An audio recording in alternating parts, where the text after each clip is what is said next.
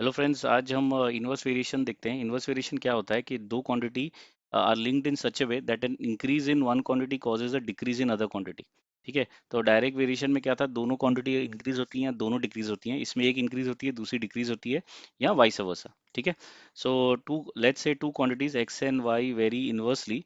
तो x y का जो प्रोडक्ट है, एक्स वाई जो प्रोडक्ट है वो हमेशा कांस्टेंट रहेगा। X into y will be always equal to K, where K is the constant of variation. तो बहुत बार आप बुक्स में ऐसे भी देखते हो, x proportional to 1/y। So that's how inverse variation को हम ये सिग्निफाई करते हैं, एक्स ये सिंबल से। और इसको हम फिर लिख सकते हैं, therefore x is equal to k times 1/y and therefore x y is equal to k. So यहाँ से ये फॉर्मूला बन जाता है। तो अगर दो एक्स की क्वांटिटीज लेते हैं, x1 y1, x1 x2, दो x की क्वांटिटीज, और उसकी करस्पॉन्डिंग y की क्वांटिटीज होगी y1 y2।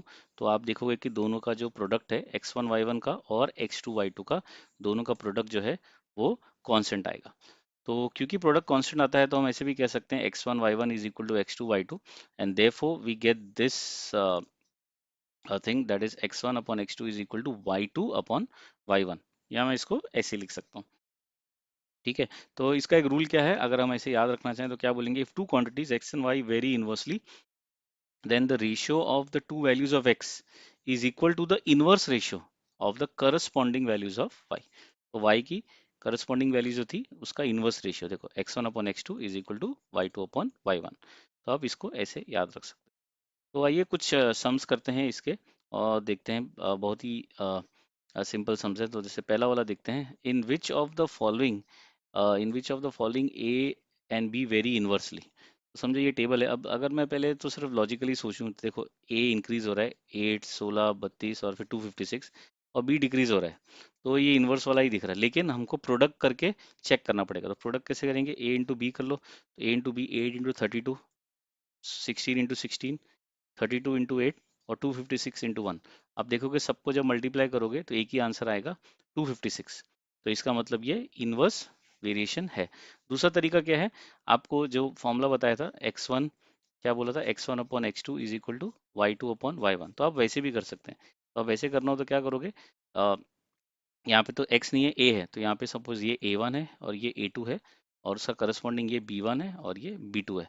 तो अब उसका रेशियो ले लो। कैसे लोगे रेशियो, तो आप बोलोगे 8/16, हाँ, a1 upon a2 is equal to y2 upon y1, तो b2 अपॉन ये, तो ये हो जाएगा 16/32। अब आप देखिए, 8 1 8 2 और 16 1 16 2, दोनों का रेशियो सेम आ गया। आया समझ में। तो आप ऐसे भी कर सकते हो सम्स को। Train is moving the speed of 100 kilometre per hour. ठीक है, और 100 किलोमीटर पर आवर इसकी स्पीड है। इसको मैं, लेट्स से इसको मैं x1 ले लेता हूँ। x1 is 100। ओके, और it takes 18 minutes to reach the station, 18 minutes. तो ठीक है, तो ये y1 हो गया करस्पॉन्डिंग वैल्यू। ओके, अब उसके बाद क्या कह रहा है, what should be the speed of the train if the train wants to reach the station in 15 minutes. मतलब उसने y2 दिया है, y2 दिया है 15, और अपने को x2 निकालना है। ठीक है, अब ये क्लियर है कि भाई ये तो इन्वर्स वेरिएशन का समय, क्योंकि ट्रेन अगर फास्ट चलेगी तो टाइम कम लेगा। तो बस अभी फॉर्मूला डाल देते हैं। तो अपना क्या है, x1 upon x2 is equal to y2 upon y1। तो इस हिसाब से ये हो जाएगा 100 अपॉन ये तो पता नहीं है, x2 इक्वल टू y2 कितना है 15, 15/18। ठीक है, बस अब हम कैलकुलेट कर सकते हैं। So x2 is equal to 100 into 18/15। ये आप कैलकुलेट कर लीजिए और देखिए आंसर कितना आता है। ठीक है, नेक्स्ट देखते हैं। नेक्स्ट में क्या कहा है, if 15 pipes can fill a water. ठीक है, ये वाला सम देखते हैं। इफ 15 पाइप्स कैन, 15 पाइप्स, तो इसको मैं x1 ले लेता हूँ पहले तो। 15 पाइप्स, ओके। ये 15 pipes can fill a water tank in 4 hours. ठीक है, ये y1 को ले लेते हैं हम, 4 hours. How long will 12 similar pipes, 12 similar pipes हो गया, तो ये हो जाएगा अपना 12 pipes x2 take us will take the time to fill the same tank। तो अब ये हो जाएगा हमारा y2। अपने को y2 निकालना है। ठीक है, सिमिलर समय। तो अब तो मैं डायरेक्ट लिख देता हूँ, ये 15/12 x1/x2 is equal to y2 नहीं पता अपॉन 4। y2 आ जाएगा, y2 क्या आएगा 4 × 15/12, राइट, बराबर है।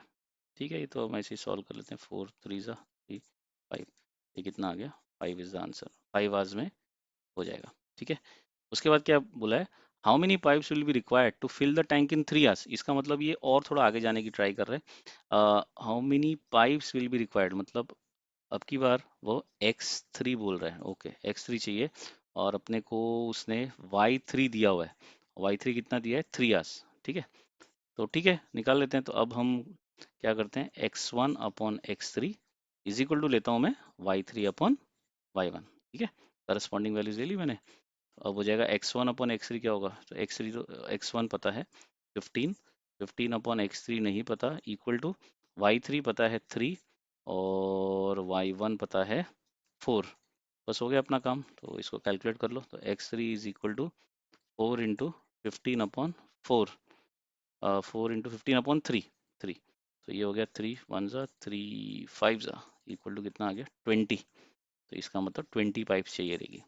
ठीक है, तो होप आपको समझ में आया इन्वर्स वेरिएशन। तो ये शॉर्ट वीडियो से आई होप आपको कंसेप्ट क्लियर हो गया इन्वर्स वेरिएशन का।